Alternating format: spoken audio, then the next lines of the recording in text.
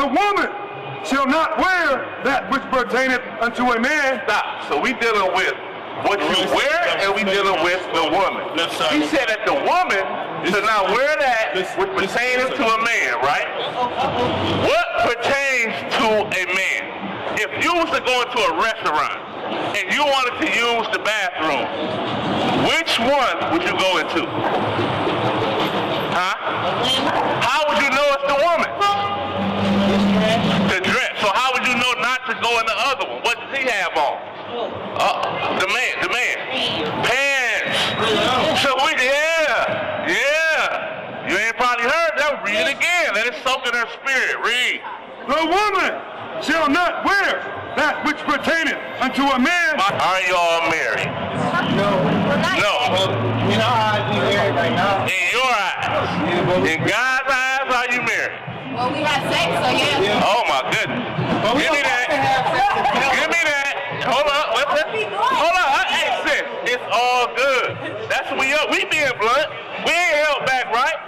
So we gonna show you that road to what? Repentance. So watch this. Give me Exodus 22 right quick. Watch this. The book of Exodus, chapter 22 and verse 16. And if a man entice a maid that is not betrothed. So if he come, he entice you, he speaks smooth words, all that, right? Tell you how much he interested in you, right? Go ahead. And lie with her. And he do what? And lie with her. He do what y'all just said. We ain't gonna use that word, right? We're gonna use that one. Hey, right. He has sex with her. Let's see the next step. Now, what's her name? Marcus, you gotta do this. We gonna make sure somebody give Marcus number. We on Marcus head after the day. Read. He shall surely endow her to be his wife. No, he might think about it. He shall surely endow her to be his wife. No, he might ask his man's name, but she good for me. He shall surely endow her to be his wife. He shall surely endow her to be his wife. That's right. Bring it out. Oh, man. So now, guess what that proves? That proves that y'all bumping and grinding is not marriage. Why? Because the Lord said once he has sex with her, now he must do what? Shall surely endow her to be his wife. Now he has to start the process of being married. Right? That's what the Bible does. It clears up all confusion. So this is the thing. Y'all might think y'all gotta go and prepare. Give me that. You got that paper? Y'all might think y'all might have to go and have this illustrious wedding, right? Had a dove flying off, or pigeons, whatever you can afford, right? Watch this though. Watch this, sis. So, Ridge is Y'all already had the first step. You spit his game. Y'all have sexual intercourse, right? This is what you gotta do, bro. Read. The book of Tobit, chapter 7 and verse 13.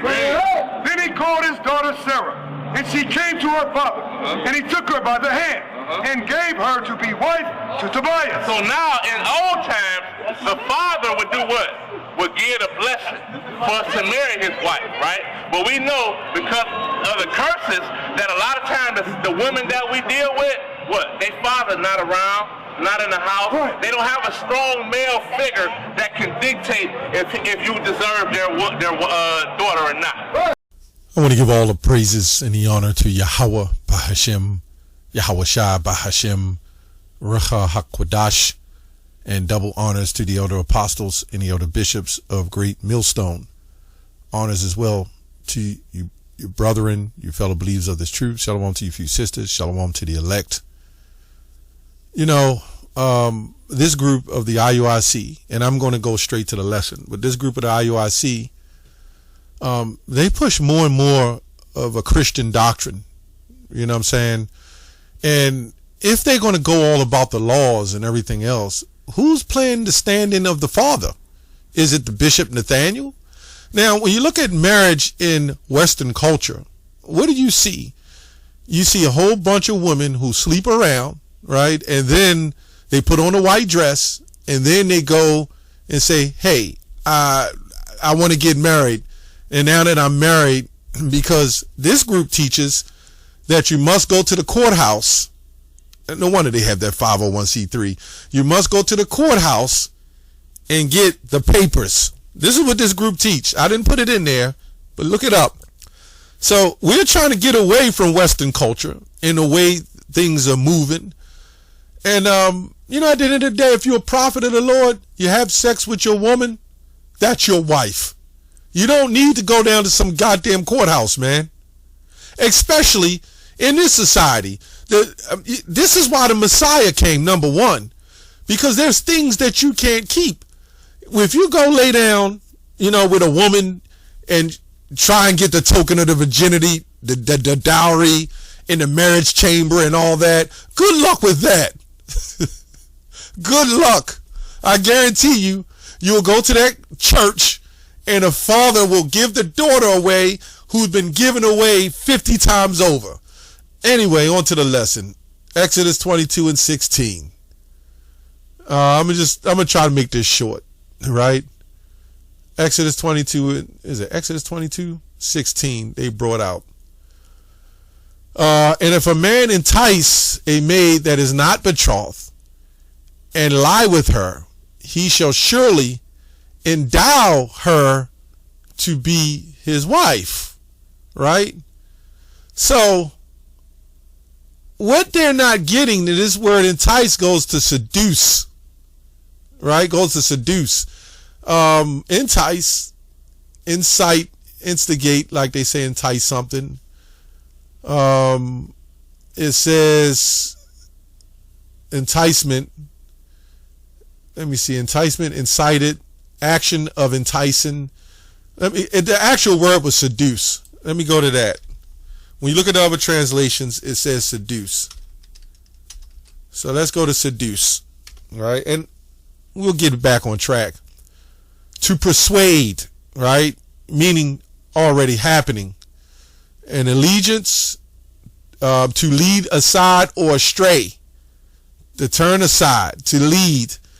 The sexual sense, prevailing one. To entice a woman, there we go. See, that's why I said entice a woman to surrender her chastity. So when we go here to Matthew, I'm going to jump to Matthew 1. I thought I had it up. 1 and 18. This says here, now the birth of Yahushua, they say Jesus Christ, was on the wise. When his mother, Mary, was espoused to Joseph, right? Before they came together, she was found with child of the Holy Ghost. So how did this happen? Before they came together, she was found with child of the Holy Ghost. And when you keep reading, it's because it wasn't the traditional sense. But when you go to Genesis 26, let's see what it says. Genesis 26. Then Isaac brought Rebekah to his mother's Sarah's tent, and he took Rebekah, and she became his wife, and he loved her. Thus Isaac was comforted. So understanding now, number one, you don't have a virgin. That's number one, right? The women may have repented. But then what happened in these schools like this, you force the man to get married or the woman to get married to the man, then you have to come to them for marriage counseling. And we don't move that way. We believe that men are spiritual enough in the truth at Great Millstone to be able to handle their own business with their own wife. It's your wife. It's not nobody else's wife. So if she's your wife, why is another man giving counseling to your wife? And this is why these women lose respect for their husbands when they got to go to these councils and these men are telling their husbands what to do. That's sad behavior, man, and you shouldn't do that. That's why we just keep it simple. We keep the women out of the business, right? They teach if you got an unbelieving spouse, although they're married according to the courthouse, you got to get rid of them. You see how this doesn't make any sense, right? So I'm going to read some commentary. I'm going to read some AI, right? Let's go to Deuteronomy 22, but let's go read some commentary on Exodus real quick. This is the Cambridge. I'm just jump to the point because I read a lot of these commentaries. It says marriage kinsman in ancient Arabia, the mohar. It says was paid at the time of betrothal, right? Betrothal, and its payment ratified the engagement, right? The amount varied naturally with the relative circumstances of the two parties and was subject to mutual agreement between the suitor and the girl's family. Compensation for the seduction, right? This is what it says. Compensation for the seduction of an unbetrothed maiden, the unmarried, right, and unbetrothed daughter counts as part of a father's property. There you have it. And we're going to jump. By the loss of her virginity, her value is diminished. So her father, consequently, has to claim the compensation. Now, how does her value diminish? It really doesn't diminish. What happens is she now belongs to this man that she laid with. Because if you think about it, every virgin is going to have to lay down with a man. The value is there. The reason why they say it diminished because the father can betroth the woman to somebody else. The families had agreements. But it's like buying that new car. Once you pay for it, the value of it goes down. So that owner must keep that car until it dies. And this is the same thing with a woman. Although you don't have to keep a car, you can get rid of it. But it's still property. And this is why you have what you call titles and you sign papers. This is what the marriage and as they get that from the contracts. That's what that's all about, right? Well, however, the case contemplated if one is not of seduction but of rape, the seduction of a betrothed maiden, right, is regarded as virtually the same thing as adultery. This dealt with in Deuteronomy 22 and 23, and we're going to get that. Because she's betrothed. So we go back to Deuteronomy 22. Where we at? Deuteronomy 22 and 28. I'm going to just jump to the point. 28. If a man find a damsel that is a virgin, which is not betrothed, means she a young woman, haven't had sex, which is not betrothed, right? And lay hold on her, and lie with her, and they be found, then the man that lay with her shall give the damsel's father 50 shekels of silver. Because remember, this is all business, right? Like if somebody steals your car that you feel is valued and just took your car, well, you would have to pay him and pay him the amount and compensate him for his vehicle. Although you already had it, you didn't put it up for sale, right? This is why this is property, right? You didn't put it up for sale or anything. But if it was up for sale to belong to somebody else and you came along and took it, right, then you get punished. But if it wasn't up for sale, if it wasn't up for property, right, and you took it, well, you know what? Give me the value and the compensation for this vehicle. I'm just putting in those perspectives. So when they had sex, right, then they would make the contracts if there was no contract. But if they were already betrothed, how did this happen? You know? You do the marriage chamber thing and so forth, the dowry and so forth. But sex is actually marriage, right? Let's go back to Genesis 24 and 67. Now, let me go back here because there's some discrepancies on here. So, if a man find and they not be found, lay hold on her. So, what I'm going to do, I'm going to copy and paste this. I'm pretty sure not all the time when you paste it, it pulls up the actual verse. I don't know why. It sends you through a whole bunch of other ones. Yeah, like I thought. So that's Deuteronomy 22 and 28. So we're just going to do it that way. Deuteronomy 22. And we're going to go to 28. See what that says. And then we're going to look some of this stuff up, right? If a man found a damsel of the virgin that would not betroth and lay hold on her. So we're going to go up to NIV. If a man happens to meet a virgin who is not pledged to be married and rapes her, and they are discovered. Now, you know why this is an issue with a lot of people, because that's Western culture thinking. But imagine having value in something and somebody comes along and violates that value and you lock them up for life. Well, the value of what you had is no longer there. So it doesn't help to lock the person up.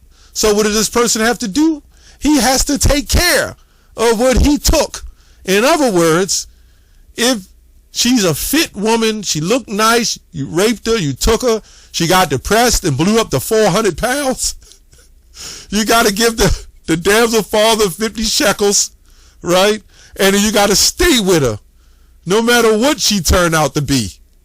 You know what I'm saying? As far as she's not committing adultery, but she doesn't have that look that you used to see. This Western rape is different. These jakes jump in the window. And this is a fantasy for women because they just want the right man to do it. That's all that is. You know what I'm saying? But, that, you know, Western culture. So anyway, suppose a man intercourse with a virgin, engaged to be married, and if it be discovered, it says, some of them don't even want to put it in there. It says seizes her, pledged to be married, seizes her, same thing, is taken. That word is tafas, right? We went over this so many times. Seizes her. A lot of it says seizes, you know, some of it, and lay hold on her. Here we go. Suppose a woman isn't engaged to be married and a man forces her to have sex with him and is caught. Let's see what the penalties are, right? And is caught. They will be forced to get married, right? Which they already are, but the reason why in Exodus 22 and 16 it says that, because that consummates the situation, or let me say that legitimizes it to a degree with the family. But when you have sex, that union is really between you and that woman and the Most High. It tells you that. The reason why you do the other part is because of the authentication of the property of that father. That's all. He needs his 50 shekels because it's property. But we don't see that today, do we? It's amazing how this group tell you you can only have one wife because we're in captivity. But in the same captivity, right, you don't try to push this, or you do push this, and I believe Nate is the acting father. I guess. This is crazy. And it goes on to say, a man must not marry a woman who was married to his father. This would be a disgrace to the father. So, let's go on to some AI. We went into that. It pushed a Christian doctrine, but you know, myself and other brothers, we break it all down with AI. And I said I agree in consummation completes marriage, but in the ancient times, such a man that lay hold on a woman took her, he must pay the father 50 shekels of silver. As we read in Genesis 26, when Isaac just took Rebekah in his mother's tent. That would be like today, a 40-year-old man taking a 14-year-old woman, right? Because she is a woman. Today's 14-year-old women aren't real women. They're not mature enough to handle that. But although they are mature enough to do the things they do, but that would be like a man taking a 40-year-old man taking a 14 or 15-year-old woman, because Rebekah was like 14, take her in a mother's tent, which is his mother's house, and have sex with her. Do you know society today would call them the biggest deadbeat on the planet, and they would have him arrested and locked up, and they would say, damn, he didn't even have his own house. I'm just saying. You know, his mother passed and all that. I'm just saying. It says, anyway, you're absolutely right. You're referring to the specific law from Deuteronomy 22 and 28 and 29, which states if a man seizes or takes hold of a virgin and lies with her, he must pay the father 50 shekels of silver. This passage is particularly significant because the 50 shekels of silver was substantial. This was a significant sum, roughly equivalent to what a laborer might earn in a year or more. So you had to have money to do that. It wasn't just a token payment, but a real economic compensation. The Hebrew tafas, took hold to seize, suggests this wasn't necessarily consensual seduction, but could include cases where the man forcibly took the woman. The law covered situations ranging from the seduction or enticement to assault. Right? It also say consummation, your point to consummation. Once sexual union occurred, especially in these circumstances, there were no going back to the woman's previous status. So it wouldn't do good to lock this man up or put him to death. He now had to pay. I don't know, he could pay all at once or in payments, but he was in debt to the woman's previous status. The physical act created an irreversible social and economic reality that had to be addressed. I think I pretty much hit all the points here. Sex is marriage at the end of the day. And how many people, like, let's be honest, even in this society, is going to walk down the aisle, okay, get papers, and then have sex? See, the thing about nature, which goes to natural, wholesome, when you deal with nature, you look at the animals, the birds, the insects, people. Nobody says, well, this is what I'm going to do, such and such. Now, there's an order, like I said, the betrothed damsel, if she belonged to somebody, that's different. She's, but guess what? They still had sex. These guys are teaching you sex is not marriage. No wonder everybody's sleeping around and then putting on dresses and saying, okay, now it's time to get married. These guys are Christian. That's all. False Christians. That's all I have on that. Shalom.